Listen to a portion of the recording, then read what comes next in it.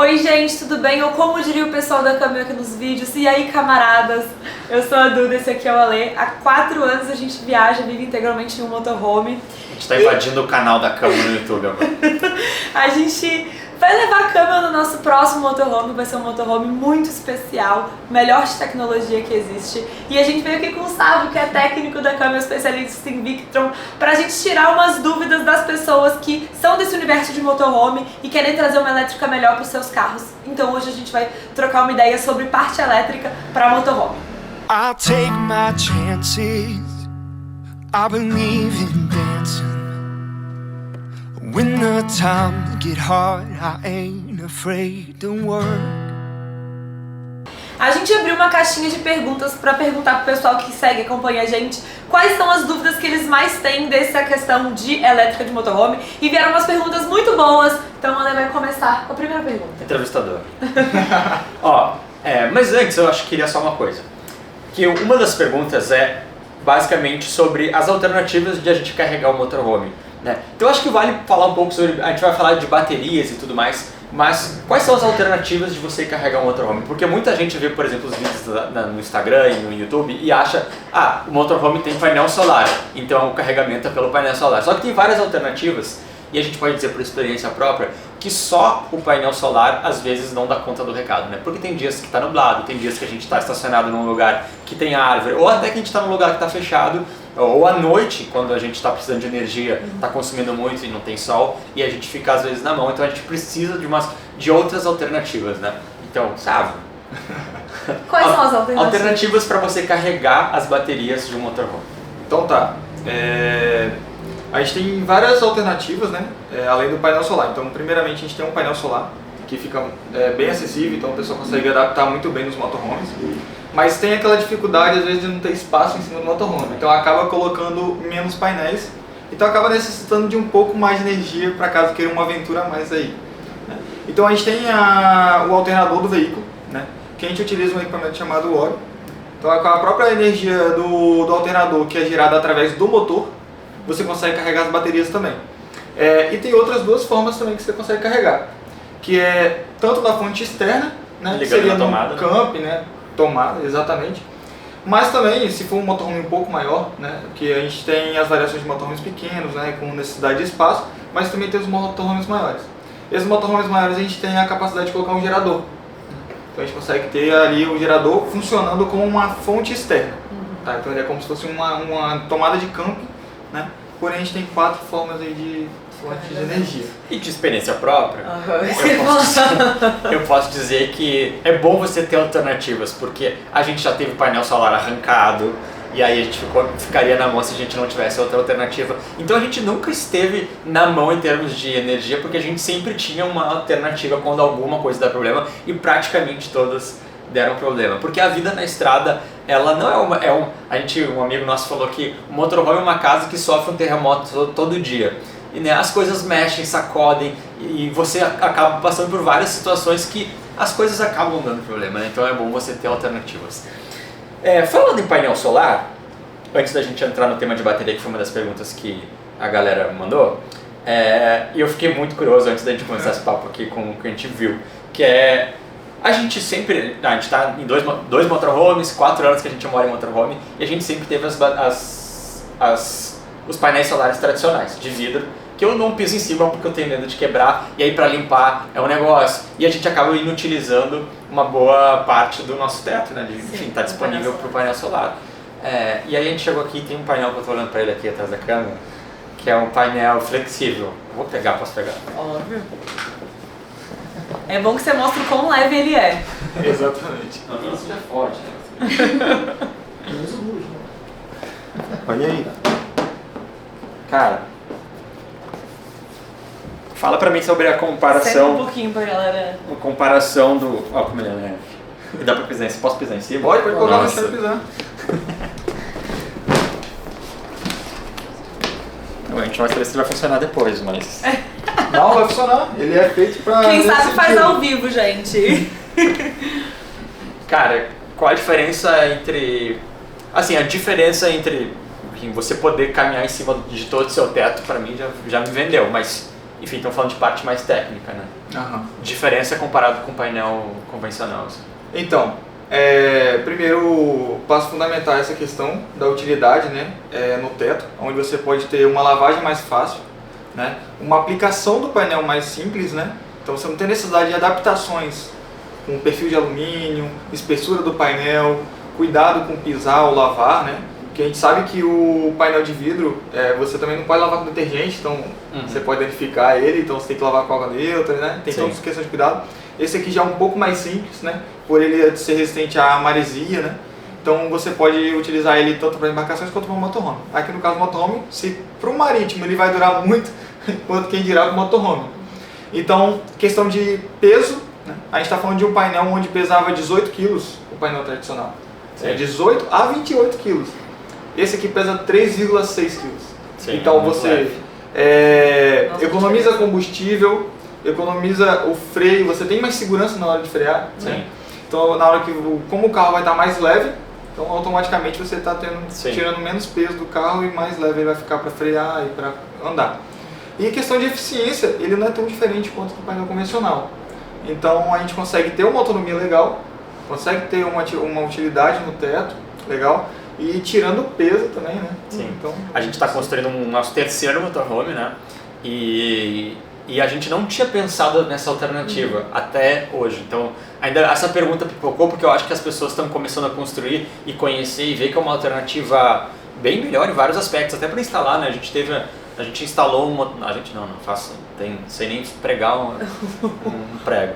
Mas a gente teve que instalar um quando foi arrancado e foi uma dificuldade, você vê, né? Precisamos de ajuda. Aqui, a gente teve um painel solar arrancado, um painel solar mais pesado, um painel solar rígido. Se esse painel solar tivesse batido em um carro ou em uma pessoa, poderia ter sido um acidente muito sério. Sorte. E aí, quando eu vi esse painel solar, a primeira coisa que eu pensei se a gente tivesse um painel solar como esse, se ele tivesse sido arrancado do carro por qualquer motivo, certamente teria sido... Primeiro que o painel solar teria intacto, né? Não teria quebrado, como quebrou o nosso, a gente ficou sem conseguir utilizar. Segundo que se a gente tivesse batido em terceiro alguma coisa assim, certamente o dano teria sido muito menor. Então, também por esse aspecto da segurança, que ninguém pensa que não vai botar um painel solar, mas a gente já teve um acidente envolvendo isso, pensou, faz total sentido. E uns engraçadinhos no Instagram lá, quando a gente falou, que abriu uma caixinha de perguntas pra falar sobre elétrico, o cara falou, só deixando a dica para vocês para aprender o painel solar bem dessa vez. Uma outra também que ela falou da questão de soltar o painel do teto, né? Um ponto importante que eu acabei nem falando, mas é o crucial. Como ele é mais fino e ele fica rente ao teto, você não tem adaptação, então não tem ventilação por baixo. Então a chance dele voar é muito menor do que o outro. Por mais que esse seja mais leve, né? Você tem a possibilidade mínima de deslocamento do painel por ventura de algum vento, né, ou vendaval, nesse sentido. Faz total sentido. E também tem a questão de ele ser mais discreto, né? Então hoje você vê um carro na rua, a gente que está sempre olhando vans, você olha assim, uma van completamente branca lá, sem nada, sem janela, mas se você vê um painel solar em cima, você sabe que é um motorhome, né? Exatamente. E nos Estados Unidos a gente está vendo vários que estão usando isso daqui, porque nos Estados Unidos existe um perfil de viajante que não quer que as pessoas saibam que eles são viajantes. Então eles constroem um motorhome, não tem janela, não tem nada, mas quando a gente olha e tem um painelzinho solar, né, dessa largura, é um motorhome. Mas isso aqui o cara passa, né? Exatamente. Despercebido. E considerando que a eficiência é muito boa, cara, sucesso. Já vamos levar isso aqui, inclusive, quando a gente for embora. Baterias. O mundo de motorhome, grupos de WhatsApp, coisas que eu só falam de bateria de lítio. E na vida prática a gente sabe, né? Há 4 anos morando em motorhome, já tivemos que trocar bateria 3 vezes já. E é um custo danado. E em 4 anos ter que tocar 3 vezes não faz sentido nenhum. É quase uma bateria por ano. Uma não, né? Porque a gente tem 4 baterias de 220 amperes. É um bloco de baterias por ano. É gigantesco, ocupa um espaço imenso no nosso motorhome que a gente pode estar usando para muitas outras coisas. Peso, né? Imenso, é muito pesado. E aí, eu posso pegar aqui também, que eu tô voando aqui no estúdio. Só não pode cair ao vivo essa bateria no chão, né, a bateria de lítio. Essa aqui é de quanto? 160 amperes. Olha. Gente, se vocês vissem a gente carregando as baterias pra trocar no motorhome e comparar. Quando eu vi essa bateria, me deu vontade de chorar hoje, que eu falei, nossa, se eu soubesse da resistência disso antes. Porque ela é muito menor e muito mais leve, pelo menos, do que as baterias que a gente tem atualmente. E fora eficiência, né? Se quiser falar um pouco sobre isso também. Por que vale a pena? A bateria de lítio é mais cara do que a chumbo ácido. Com certeza. Mas será que é? Porque às vezes... talvez não seja. Eu posso explicar. O custo inicial dela tende a ser um valor agregado maior. Porém, quando a gente fala de longo prazo, se você calcular por ciclos de vida, durabilidade, ela sai mais barato do que uma de chumbo. Então o preço que ela é maior hoje, no futuro ela vai se pagar. Porque a gente pode usar essa aqui por o quê? Uns 10 anos. Então, ela gira em torno de 10 anos. Dependendo do cuidado, de como for o ciclo de uso, você consegue até ampliar um pouco mais, né?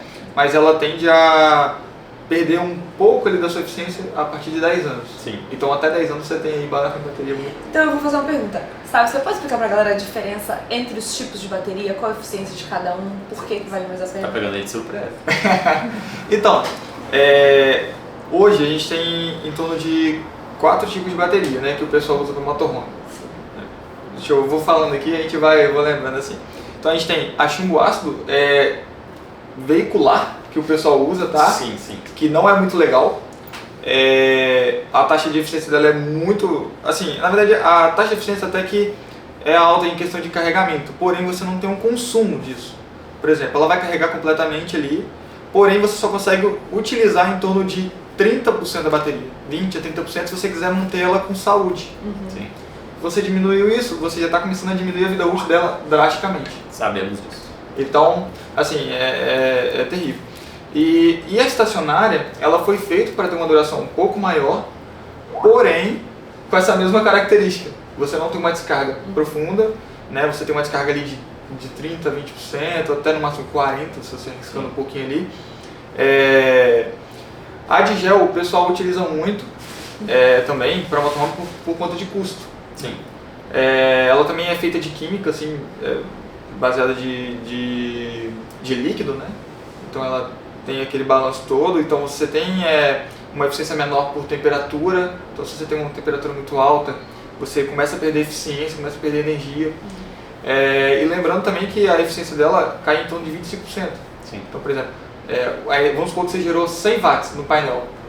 O que vai para a bateria é 75 watts. Sim. Então assim, bem complicado essa questão de energia. Agora, quando a gente fala de bateria de lítio, aí já vem outra questão. Primeiro porque ela não é líquido, né? Como ela é seca, então ela é formada por lítio fosfato, né? De ferro. Então assim, a construção dela foi feita para ter uma densidade energética maior, né? Densidade de energia maior. Então o que isso proporciona? Uma profundidade de carga maior, que é o que? Você consegue descarregar até 80% da bateria. Então, tipo assim, você compara uma bateria de 30%. Você consegue, como se a gente pegasse 3 baterias, mais ou menos, e colocasse dentro dessa bateria aqui. Então, essa bateria equivale a 3 baterias de chumbo de 12 volts e 160 amperes, em questão de autonomia. Você tem uma carga elevada, então você consegue carregar ela em 1 hora, meia hora. Sim. A bateria de chumbo você tem que carregar em 10 horas. Sim. Assim, pelo menos é o que é indicado, tá, gente? Porque a gente sabe que no motorhome o pessoal... Cara, isso é muito verdade. O que o fabricante diz é uma coisa. Na vida real, você não consegue controlar, usar 30% só da bateria.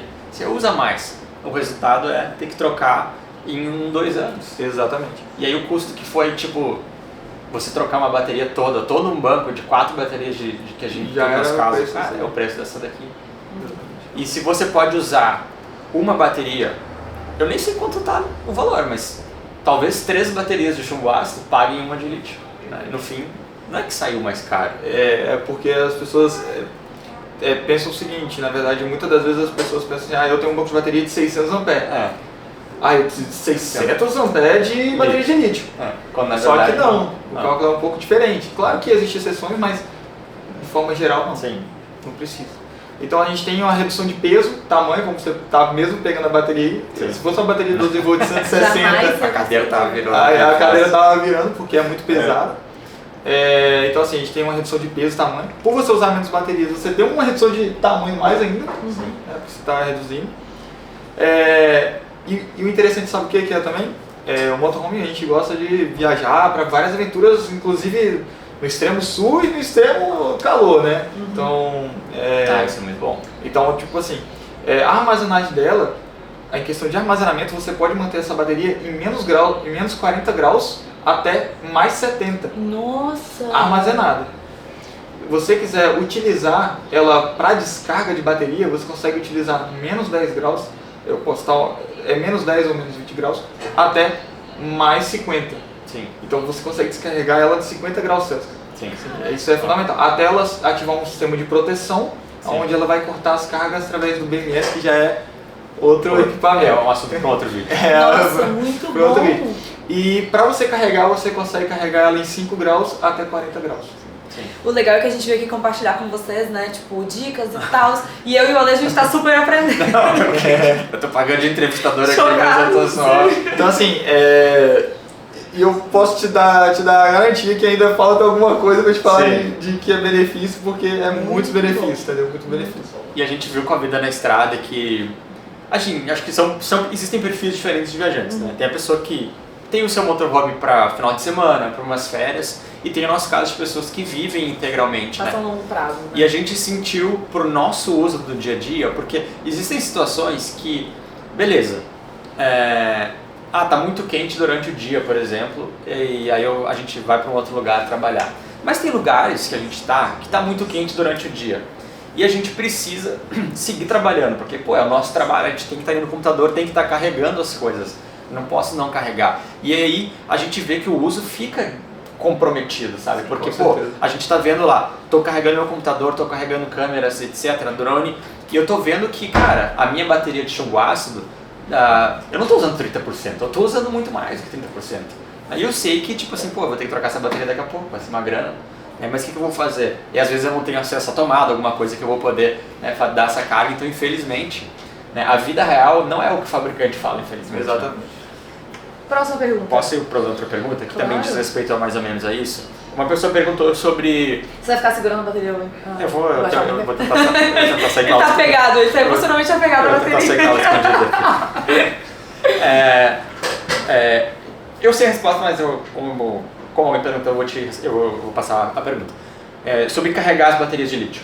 Mesmo processo, né? Você pode carregar no alternador normal, você pode carregar as mesmas fontes que você usa para carregar uma bateria de chumbo ácido, você pode usar para... Tem algum problema usar o alternador do carro para carregar a bateria? Ou... Então, existe uma diferença da bateria de lítio para bateria de chumbo, gel, né? Por conta da densidade da própria bateria, do que a gente armazena energia. Então, alguns cuidados devem ser feitos. Então, por exemplo, a gente tem que ter um isolamento do alternador para a bateria de lítio, que a gente utiliza o próprio óleo, né? Sim. Então, o óleo ele faz essa separação. Então, você utilizando uma bateria de lítio, você tendo o óleo, você pode estar ligando qualquer alternador. E para quem não entende absolutamente nada disso, o que é usar o alternador? E o que é o Orion? É Que é o para Orion? uma comida, uma bebida? Eles proporcionam A gente fazer tem um Orion isso, aí? né? Tem um Orion, vou pegar. Vou sair daqui cheio de coisa. Não vai caber nada, deixa eu agora na bateria.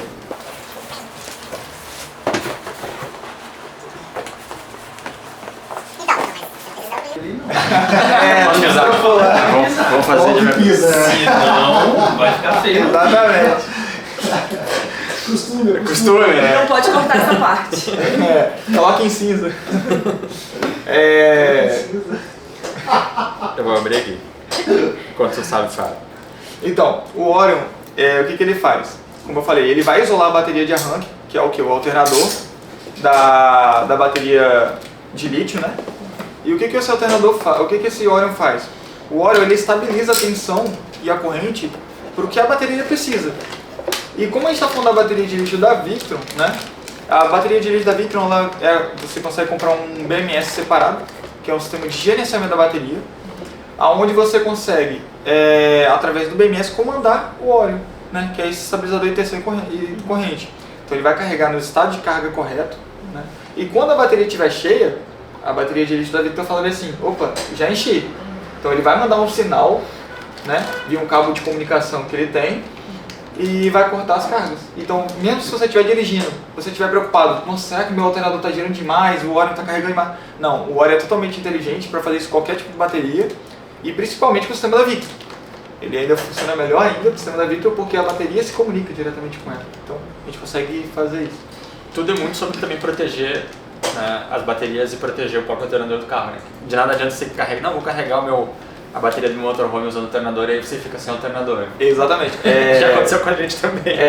Pode acontecer do seguinte, a gente trabalhar com bateria de uma necessidade de energia um pouco maior, né, tem uma variação muito grande, a energia ela pode voltar para o alternador. E aí pode queimar o alternador, né?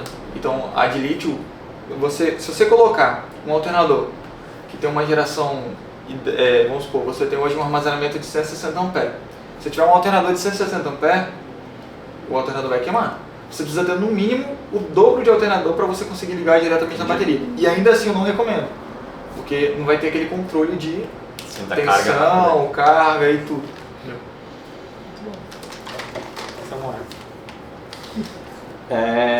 Próxima pergunta. Tá bom. O ar-condicionado. Eu acho que vai muito sobre a gente falar sobre a capacidade de consumo do que você tem, né? Porque a pergunta, a resposta é super... Depende, né?